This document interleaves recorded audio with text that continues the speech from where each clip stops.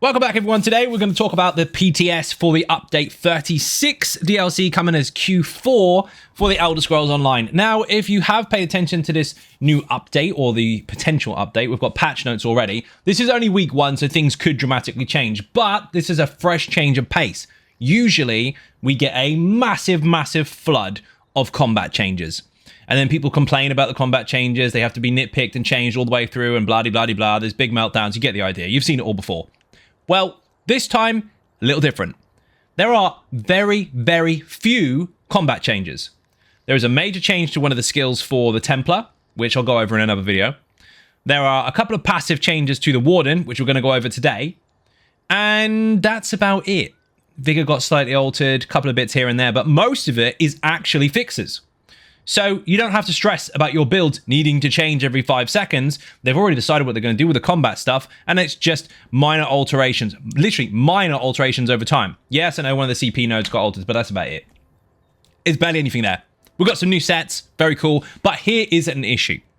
The Warden has been one of those classes, ever since its release, that has been altered over time, and still, they're not satisfied with it. They haven't quite figured out the passives. They haven't quite figured out the actives. Sometimes it works out, sometimes it doesn't. People aren't generally very happy with it overall. So they've tried to adjust a couple of passives that they think are pain points or issues towards the Warden. Well, this is what they altered. Now, generally speaking, I approach these with an open mind, so I appreciate what they're trying to do. But there is a slight issue. They may have dramatically buffed the Warden unintentionally. So be excited for a moment. This might change, but it might not. This here was supposed to increase damage done by 2% per animal companion ability on your bar. For the longest time, it's supposed to have been that. So if you had all of these on there, you would get a 12% increase to all damage. That changed.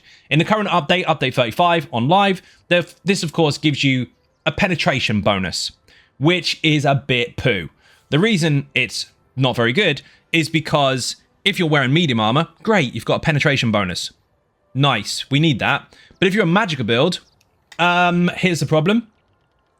Light armor, if you're utilizing it, because you might not be, you are not lacking penetration bonuses. For each piece worn, you get 939.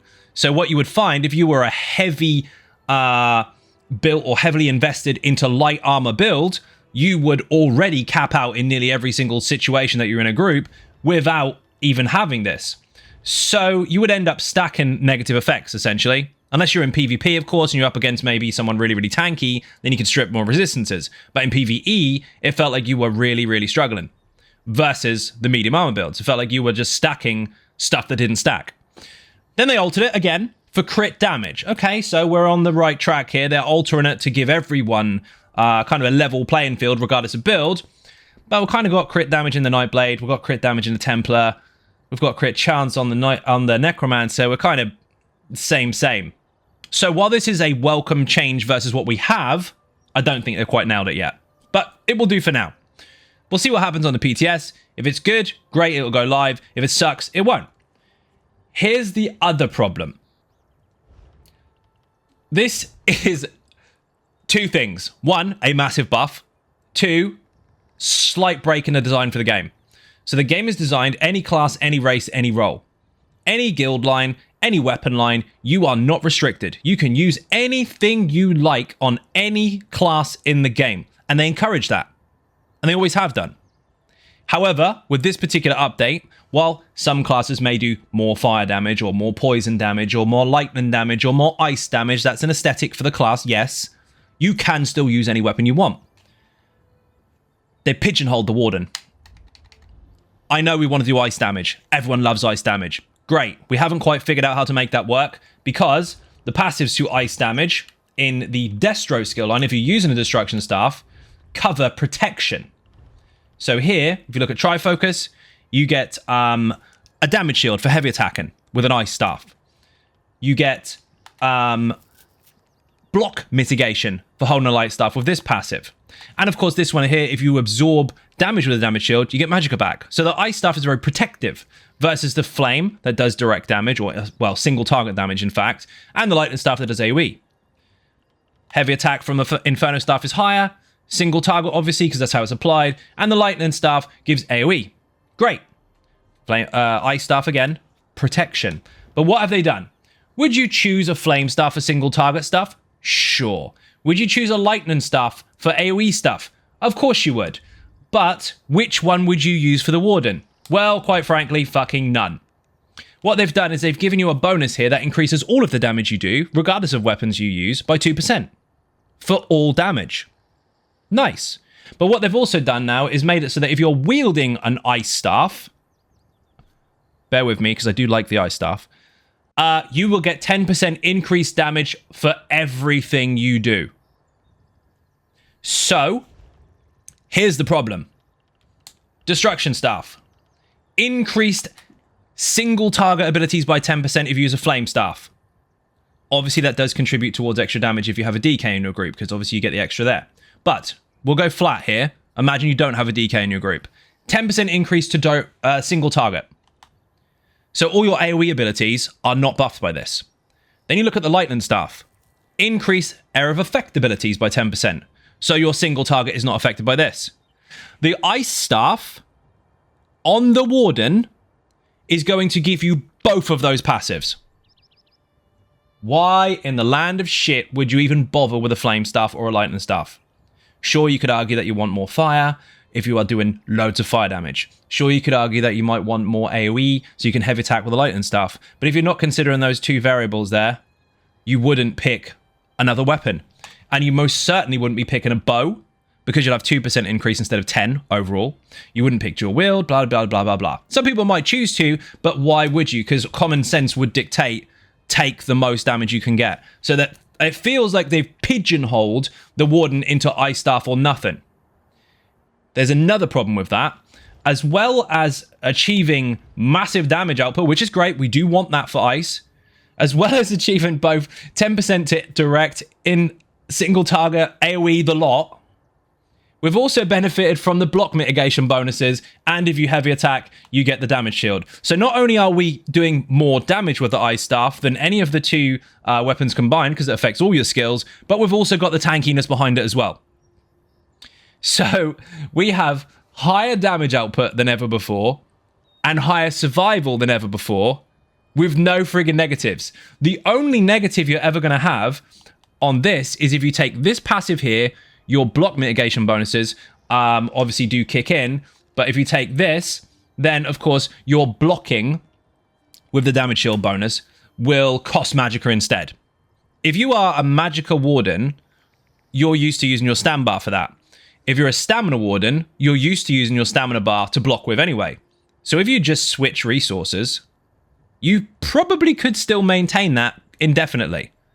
But here, again, you don't have to have that damage shield. If you find yourself never a heavy attacking with the ice staff, dump that passive, take advantage of the stam bar for blocks, take advantage of the ice staff for both direct, single target, and AoE stuff combined, and still take advantage of block mitigation. You've got everything at once.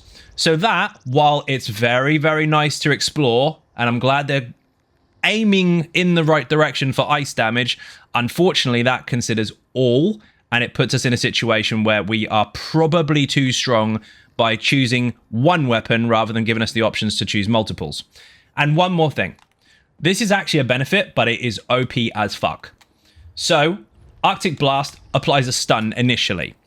Any debuff abilities tend to affect 6 targets at once if it's a directly applied debuff. So it could be Fracture, it could be Breach. Well, actually, Fracture doesn't exist. Breach is the same thing. So Minor Breach, Major Breach.